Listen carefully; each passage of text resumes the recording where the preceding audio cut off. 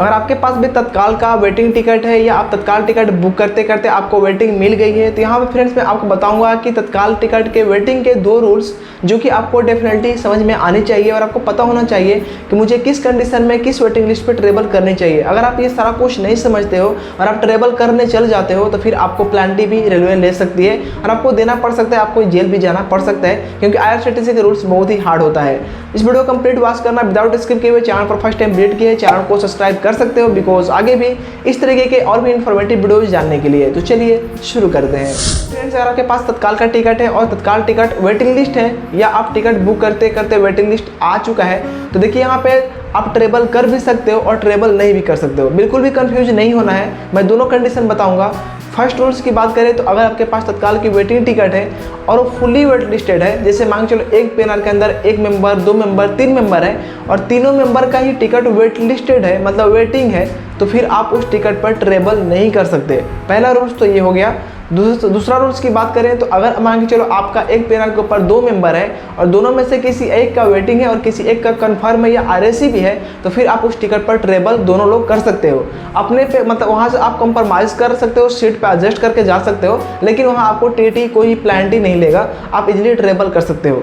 ये तो हो गया 2 रूल्स, आपको अच्छे से समझ में आ गए होंगे। अब यहाँ पे थर्ड जो ये ऑप्शन है कि हमें इस टिकट को कैंसिल करने पर रिफंड कितना मिलेगा, ये भी बहुत ही इंपॉर्टेंट है, खासकर उनके लिए जो लोग IRCTC के रूल्स को अच्छे से नहीं समझते हैं। देखिए मान चलो आपके पास तत्काल की एक कंफर्म टिकट है, चाहे वो AC क्लास की हो या 3rd AC हो, 2nd AC हो, 1st AC हो या एक 3 AC इकोनॉमिक्स हो या कार चेयर हो, ठीक है, जो भी हो, AC क्लास की मैं बात कर रहा हूँ। सबसे पहले अगर वो कंफर्म टिकट है, कंफर्म टिकट को आप कैंसिल करोगे तो उसका आपको कोई भी रिफंड नहीं मिलेगा।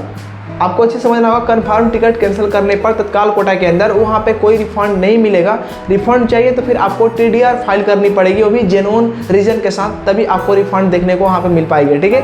अब वही बात करें, आपके पास अगर AC क्लास की वेटिंग लिस्ट टिकट है, जैसे कि 3rd AC, 2nd AC, 1st AC, economy AC, car chair, आपके पास AC क्लास की कोई भी वेटिंग लिस्ट टिकट है और आप उसको कैंसिल करते हो, तो वहाँ आपको पर पैसेंजर 60 रुपये प्लस GST आपसे डेबिट कर ले, आपके टिकट के फेयर से डेबिट हो जाएगा। बाकी पैसे विदिन 3 डेज के अंदर रिफंड आपके बैंक में क्रेडिट कर दी जाएगी। अगर आप ऑनलाइन टिकट बुक किए होंगे तो उसी प्रोसेस से आपका रिफंड भी आएगा, लेकिन काउंटर से टिकट लिए होंगे तो आपको काउंटर पर जाके हैंड टू हैंड मनी को रिसीव करना होगा, ठीक है।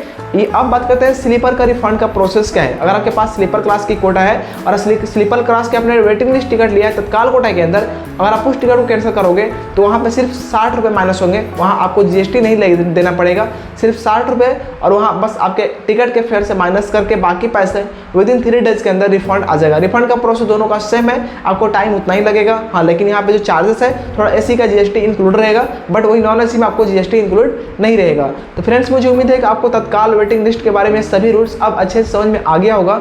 फिर भी कोई क्वेश्चन कन्फ्यूजन रह गई हो, इंस्टेंट आप इस ID पर मैसेज करके तुरंत हमसे कॉन्टैक्ट कर सकते हो। इस वीडियो को यहीं पे एंड कर रहे हैं, मिलते हैं एक नए वीडियो में। Thanks for watching.